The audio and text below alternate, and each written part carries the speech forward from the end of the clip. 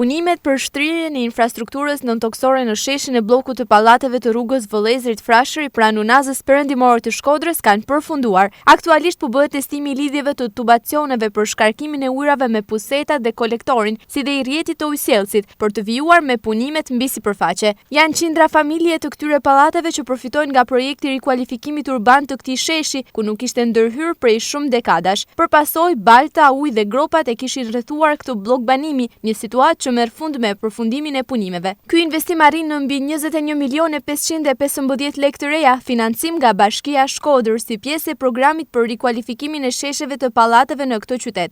Sipas kontratës, punimet kanë filluar më 22 shkurt të këtij viti, me afat përfundimi 4 muaj, afat që sipas historisë së deritanishme të punimeve garantohet, konfirmuan specialistët që drejtojnë punimet. Aktualisht në qytetin e Shkodrës po punohet dhe në 2 blloqe të tjera për rikualifikimin e shesheve dhe rrugëve në Vegsharaj të zonës së Drejçinit dhe në Sarreç.